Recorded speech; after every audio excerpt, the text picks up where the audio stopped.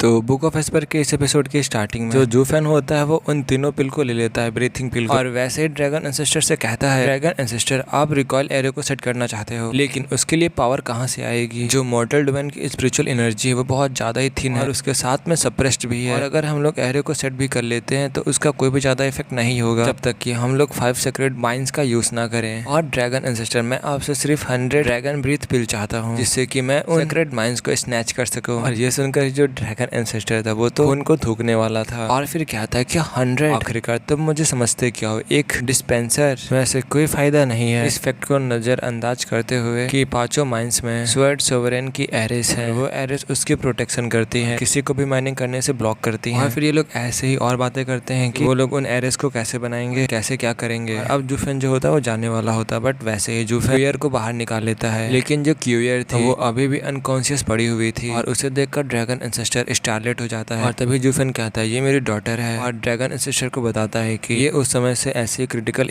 ये वैसे ही उस समय से क्रिटिकल सिचुएशन में फंसी हुई जब से ये लिंक का ब्लो इस पे पड़ा था, और मैंने इसके ऊपर बहुत सारी चीजें करके देख ली लेकिन तब भी इसके ऊपर कोई फर्क नहीं पड़ा, और मैं आशा करता हूँ कि ड्रैगन एंसेस्टर से ठीक कर पाएंगे। तभी जो ड्रैगन एंसेस्टर होते हैं वो क्यूयर को देखते हुए कहते हैं इस स्पिरिचुअल बीस्ट के जो पावर का सोर्स है वो बरसर्क पर्पल लाइटनिंग है, क्या ये थंडर फिनिक्स की जैसी है। तभी जूफेन कहता है हाँ क्यूयर है, वो पर्पल लाइटनिंग से पैदा हुई है। और तभी ड्रैगन एंसेस्टर हंसते हुए कहता है हा मैं देख सकता हूँ जो हेवन है वो हमारे साइड है, सेक्रेट बीस्ट के साइड है, और अब 30% हायर चांसेस है कि हम हेवनली सोवरेन के अगेंस्ट लड़ सकते हैं। और लड़के मुझे नहीं पता कि तुमने ये मिरेकल कैसे किया, किसी भी सामान्य बुद्धि में जीवन और विनाश की शक्तियाँ होती हैं और चोट लगने पर जो लाइफ एनर्जी होती है वो रिकवर हो जाती है, लेकिन ये अलग है, ये ठीक नहीं हुई है क्योंकि इसके पास एनर्जी की कमी है, वो इम्बैलेंस है। और जो पिल्स होती है वो छोटी मोटी स्क्रैचेस के लिए काम करती हैं, लेकिन डिसिमेटिंग गोल्डन फ्लेम का नुकसान कोई छोटी मोटी बात नहीं है। उसके चोट और उसके अंदर कोई लाइफ नहीं होने के कारण किसी भी तरह की पिल नहीं काम करेगी। और फिर दोबारा से ड्रैगन एंसेस्टर कहता है नेक्स्ट जनरेशन की थंडर फ्यूनिक्स बन सकती है। जूफेन कहता है क्या थंडर फिनिक्स, ये सुनकर जूफेन कांप गया। और देन दोबारा से कहता है ड्रैगन एंसेस्टर आखिरकार आप कह क्या रहे हो। और फिर वैसे ही ड्रैगन एंसेस्टर कहता है दोबारा से जो 5 सेक्रेट बीस्ट हैं वो आ चुके हैं और इस टाइम पर हेवनली सोवरेन का बचने का कोई भी चांस नहीं है, हा। और फिर वैसे जो ड्रैगन एंसेस्टर होते हैं वो क्यूयर के ऊपर अपने गोल्डन फ्लेम्स को डालने लगते हैं। और देन कहते हैं मैं एक बार फिर से तुम्हारा माइंड खोलने की कोशिश करूंगा ताकि तुम ट्रू सेक्रेट बीस्ट में बदल जाओ, और जो मेरी फायर है वो है सोर्स ऑफ लाइफ, और जो मेरी गोल्डन फ्लेम्स होगी वो इसकी बॉडी पे अंदर जाने पे सिर्फ इसकी बॉडी ही दोबारा से फॉर्म नहीं होगी लेकिन इसका माइंड भी खोल देगी और रियल सेक्रेट बीस्ट के असली पाथ पर बैठ जाएगी। जूफेन कहता है आगे क्या। ड्रैगन एंसेस्टर कहता है जो फायर है वो source of life and knowledge है, कुनपैंग की अजूरे फ्लेम वो हेल्प करती है फर्स्ट माइंड को खोलने में जिससे कि कोई बोल और कल्टीवेट कर सकता है, और इससे जो स्पिरिचुअल बीस्ट होता है वो और भी ज्यादा स्ट्रॉन्गर होता जाता है, और मेरी जो गोल्डन फ्लेम्स होंगे इसे एक कदम आगे ले जाएंगी और इसे एक सेक्रेट बीस्ट का शरीर देंगी और ट्रांसफॉर्म हो जाएगी एक सेक्रेट बीस्ट में, और फिर ये भी वो कर पाएगी जो एक ट्रू सेक्रेट बीस्ट कर सकता है। और फिर वैसे ही जो जूफेन होता है वो कहता है तो क्या इसका मतलब ये है कि जो कितने भी स्पिरिचुअल बीस्ट हैं क्या वो भी सेक्रेट बीस्ट बन सकते हैं। तभी ड्रैगन एंसेस्टर क्यूयर की तरफ देखते हुए कहते हैं जो तुम्हारी डॉटर है वो स्पेशल है क्योंकि जो इसके कोर है वो हम लोगों के जैसे हैं और पैदा हुआ है वर्ल्ड के स्ट्रॉन्गेस्ट पावर से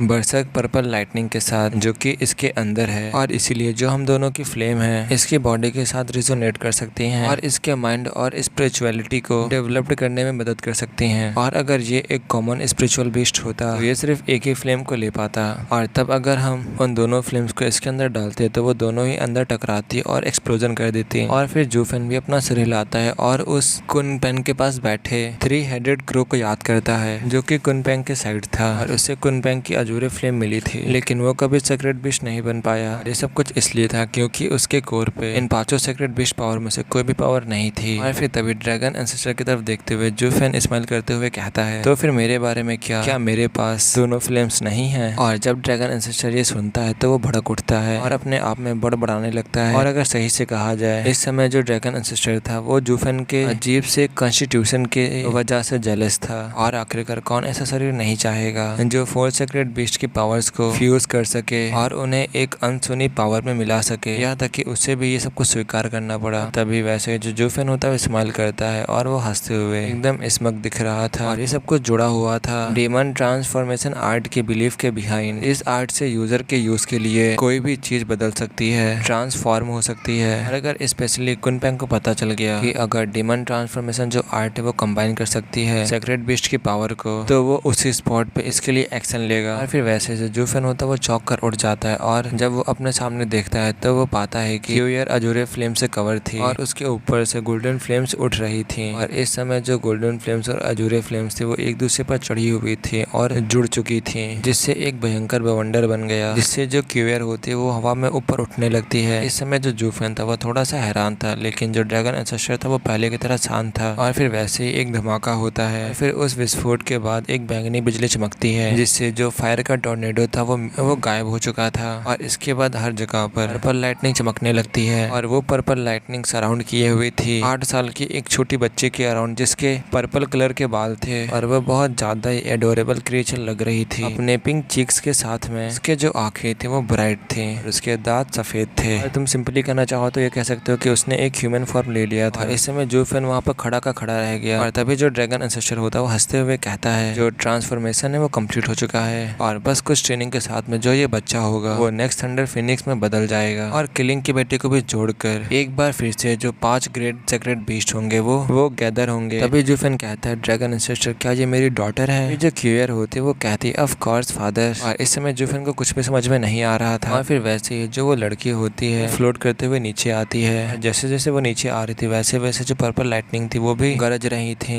और फिर वैसे ही एक ब्राइट स्माइल के साथ वो जूफेन के पास जाती है और फिर वैसे ही उसकी बाहों में कूद जाती है और कहती है बेशक मैं आपकी बेटी हूँ और क्या आप मुझे नहीं पहचान पा रहे हैं? अभी जूफेन कहता है बिल्कुल नहीं। बट वैसे ही जूफेन छोटी सी लड़की को अपने गले लगा लेता है और अभी भी उसकी आंखों में जूफेन फेमिलियर एक्सप्रेशंस को फील कर पा रहा था। और फिर वैसे ही जूफेन कहता है अगर मैं चुन सकता तो मैं थंडर स्काईलर को चुनता। और फिर वैसे ही क्यूयर कहती है क्यों? और अब मैं ह्यूमन फॉर्म भी ले सकती हूँ और मैं सही में आपकी बेटी हूँ। जूफेन हंसते हुए कहता है हाँ तुम नहीं समझ पाई। और फिर वैसे ही जूफेन उदास होते हुए कहता है अभी तुम जिस तरीके से हो इसका मतलब ये है कि तुम एक सेक्रेट बीस्ट बन गई हो और अब तुम थंडर फिनिक्स की जगह पर आ चुके हो और इसीलिए इसका मतलब ये है कि तुम मेनली सोवरेन का टारगेट बन जाओगी और फिर तुम मर भी सकती हो। और इस समय जो क्यूयर थी वो बहुत ज्यादा उलझन में थी और फिर वो कहती आखिरकार वो कौन है? और फादर अगर आप नहीं चाहते थे कि मैं ट्रांसफॉर्म हो जाऊं और अपने रूप को बदल लूं तो आपने ऐसा क्यों होने दिया? तभी जूफेन कहता है मेरे पास कोई और रास्ता नहीं था। और तभी जूफेन ड्रैगन एंसेस्टर की तरफ देखते हुए कहता है ये डिसीजन लेना मेरा काम नहीं था। और फिर तभी ड्रैगन एंसेस्टर कहता है इस सेकंड जनरेशन को मेरी देखभाल में छोड़ दो, मैं इसके सारे पोटेंशियल को बाहर निकालने की कोशिश करूंगा। और फिर वैसे जूफेन भी अपना सर हिलाता है बट जो क्यूयर थी वो ऐसा नहीं चाहती थी।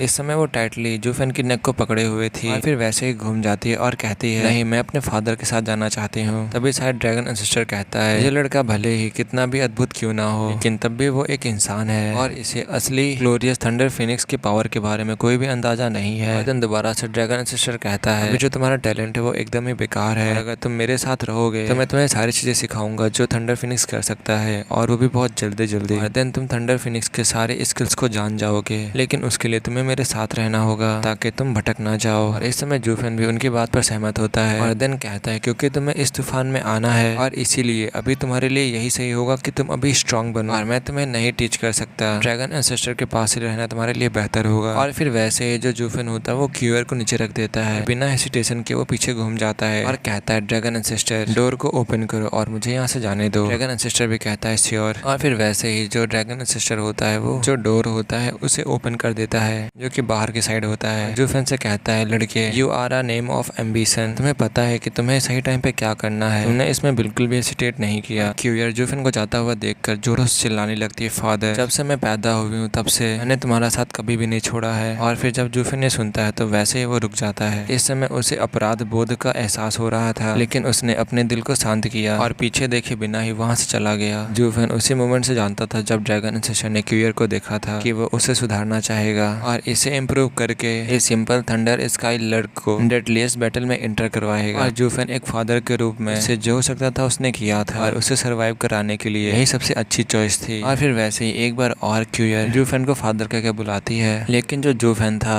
उसने एक बार भी पीछे मुड़कर नहीं देखा था आखिरी तक। और जैसे ही दरवाजा बंद होता है जो क्यूयर की जो चीखें आ रही थी वो बंद हो गई और फिर तब जाके जूफेन ने आह भरी और उसने अपनी आंखों को बंद कर लिया शांति को पाने के लिए। और फिर वैसे ही एक पर्पस के साथ में आगे बढ़ गया और जैसे ही जूफेन आगे बढ़ा था वैसे ही जो येलिंग था वो अपीयर हो जाता है। जूफेन की तरफ हेजिटेट करते हुए देखने लगता है और जूफेन ने बस उसके कंधे को छुआ और ठंडी नजर से आगे बढ़ गया। तभी शायद येलिंग कहता है होल्ड ऑन। तभी जो जूफेन होता है वो कहता है क्या हुआ। तभी ये लिंक कहता है मास्टर ने तुम्हें हर एक चीज के बारे में बता दिया होगा, जो हमारा गोल है वो सेम है और हमें मास्टर की हेल्प करने के लिए साथ में कोऑपरेट करना पड़ेगा। जहाँ तक 8 वर्ल्ड विंड टनल की बात है, तो मैंने पहले ही सेक्रेट रियल में ड्रॉविंग एरे प्लेस कर दी है, लेकिन जो दूसरे होंगे वो कठिन होंगे, यहाँ तक कि वेस्टर्न लैंड में भी। लेकिन वैसे भी हम तो डिसिपल से वेस्टर्न लैंड के। और फिर तभी जो जूफेन होता है वो कोल्डली कहता है अगर तुम्हारा हो गया हो तो मैं अब जा रहा हूँ, मुझे तुम्हारी कोई जरूरत नहीं है और तुम बस वेस्टर्न लैंड के डिसिपल बने रहो, मैं इसे अपने तरीके से करूंगा और इसके अलावा तुमने मेरी जान बचाई है और मैं तुम्हें इसे वापस जरूर करूंगा। और अब हमें येलिंग को दिखाया जाता है जो कि ऊपर से नीचे तक कांप रहा था और जूफेन को जाते हुए देख रहा था। लेकिन वैसे ही जो येलिंग होता है अपने जो को सेट करता है और फिर चिल्लाते हुए कहता है ब्रदर, और जैसे ही जूफेन सुनता है वो वैसे ही रुक जाता है और देन उसकी तरफ अजीब तरीके से देखते हुए कहता है तुमने अभी मुझे क्या कहा। तभी येलिंग हल्का सा हेजिटेट करते हुए और अपना सर झुकाते हुए कहता है एल्डर ब्रदर। फिर दोबारा से कहता है सीक्रेट बीस्ट में रूल्स होता है, जो जीतता है वो किंग बन जाता है और जब से मैं तुमसे हारा हूँ और तब से ही तुम मेरे एल्डर ब्रदर बन चुके हो। और फिर वैसे ही जो जूफेन होता है वो अपने आसपास देखने लगता है और दोबारा से जाने लगता है और कहता है जाते हुए ये बीस्ट का रूल है, लेकिन हम लोग इंसान हैं, लेकिन जो भी हो तुमने जो फेवर मेरे ऊपर किया है मैं तुम्हें उसे वापस कर दूंगा और इसके अलावा हमारे बीच में कुछ भी नहीं है। और जूफेन इस समय नहीं रुक रहा था, वो बस चलता जा रहा था। लेकिन वैसे ही जो येलिंग होता है दोबारा से कहता है इसके अलावा जो सीनियर ब्रदर है उन्होंने एक जीट स्लिप भेजा है, जो मिस चू है वो सही है और वो सभी लोग ऐसा सोचते हैं कि तुम मर चुके हो और डबल ड्रैगन मिरर मुझ पर रस कर रहा है और मुझे वापस आकर के रिपोर्ट करने के लिए कह रहा है बड़े भाई तुम मेरे साथ आओ या फिर तुम ऐसा चाहते हो कि मैं उन्हें एक मैसेज भेज दूं। और फिर वैसे ही कांपते हुए जूफेन फिर से रुक गया और फिर तेजी से चला गया, जाते हुए चिल्लाते हुए कहता है नहीं बस ये कहना कि मैं मर गया। और अब यहीं पे सीन कट होता है, हमें एक मार्केट का सीन दिखाया जाता है जहाँ पर जूफेन भी पहुंच चुका था और उसने अपने पूरे शरीर को ढका हुआ था। इस समय जूफेन क्वान रोंग एम्पायर के कैपिटल में था और यहाँ पर जूफेन एक फॉरेनर था। और फिर अचानक से जूफेन गायब हो जाता है और फिर दोबारा से में जूफेन को दिखाया जाता है जो कि गहरी से सांस लेता है और फिर एक भूत की तरह उस शोर शराबे से बड़ी सड़क पर फ्लोट करने लगता है। और जब से जूफेन ने अल्टीमेट क्लैरिटी सेक्ट छोड़ा था तब से ही जूफेन को पता था कि वो एक खतरे में है और अब जूफेन को इस वर्ल्ड में अकेले ही चलना था। लेकिन इस बारे में कुछ सोचने के बाद भी वो उन सभी से मिलने की इच्छा से नहीं रोक पाया अपने आप को। एल्डर जुआन, लुओ क्लेन और बाकी सबसे वो मिलना चाहता था। और फिर वैसे ही जूफेन अपने मन में हंसते हुए कहता है हा किंचन कोई बात नहीं। लेकिन उसे डर इस बात का था कि अगर जूफेन उन्हें देख लेगा तो उन्हें छोड़कर कभी नहीं जाएगा। ये एक तरीके से साइलेंट गुड बाय था और उसे अकेले ही हेवनली सोवरेन का सामना करना होगा। और ये बहुत सुविधाजनक था कि ड्रैगन एंसेस्टर के स्केच से एक जो वर्ल्ड विंड टनल थी उसके रास्ते में थी। यहाँ शायद ड्रैगन एंसेस्टर ने जूफेन को एक मैप दिया था क्योंकि जूफेन अब वहाँ से गुजर रहा है, इसीलिए उसके लिए अच्छा यही होगा कि वो एक ड्रॉइंग एरिया को भी छोड़ता जाए। लेकिन जो ड्रैगन एंसेस्टर का जो मैप था वो एक ड्यूबियस स्केच था, एक ट्रू एमेच्योर पेंटर था, उसे सिर्फ टनल्स के केवल 8 स्थानों के बारे में पता हो सकता था और बस उसके लिए इतना ही काफी था। कम से कम उसे मोटे तौर पर स्थान तो पता था लेकिन उसे करेक्ट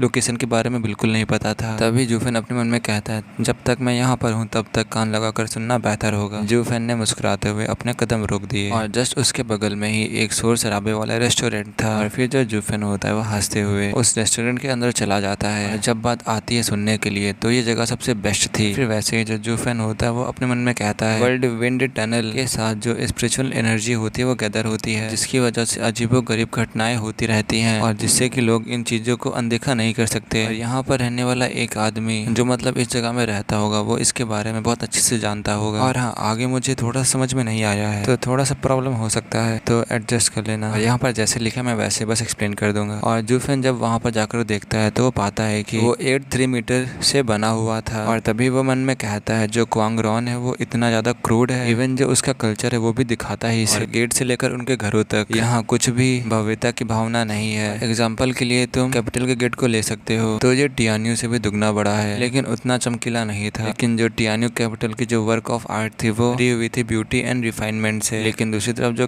क्वांग रॉन था वो बहुत ज्यादा बड़ा था, पत्थरों से भरा हुआ था, जो बिल्डिंग थी वो पत्थरों की बनी हुई थी। भी शायद इनका कल्चर ऐसा ही हो। ऐसे ही ये लोग और टियान्यू और कांगरोन के बारे में बताते हैं। वैसे जूफेन स्माइल करके अंदर चला जाता है। अब जाकर के जूफेन इतना सब कुछ कहने के बाद अब जाकर रेस्टोरेंट के अंदर गया और फिर वैसे उसके सामने एक वेटर आ जाता है और जूफेन से कहता है आप क्या करना चाहेंगे, आप डिनर करना चाहेंगे या फिर यहाँ पे रुकना चाहेंगे? हमारे पास शांति से भरे हुए रूम है लेकिन ये थोड़े महंगे हैं। जूफेन कहता है कोई भी जरूरत नहीं है, मैं हॉल में ही रहूंगा। और फिर वैसे ही जूफेन एक रैंडम टेबल के पास जाता है और उसकी सीट के पास बैठ जाता है। जब वो वेटर जूफेन की तरफ देखता है तो वो पाता है कि जो जूफेन है वो अपने फीचर्स को छुपा रहा है, मतलब अपने फेस वगैरह को छुपा रहा है। फिर वैसे ही वो वेटर पूछता है जूफेन से क्या तुम फॉरेनर हो? तभी जो जूफेन होता है वो कहता है हाँ मैं फॉरेनर हूँ। तभी जो वेटर होता है वो पूछता है तो फिर आप कहाँ से हो, और फिर वैसे जो जूफेन होता है उसे देखते हुए कहता है तुमने अभी क्या कहा, क्या मुझे यहाँ पर रहने के लिए अपने आप को तुम्हें बताना पड़ेगा। ये वाला एपिसोड यहीं पे खत्म होता है।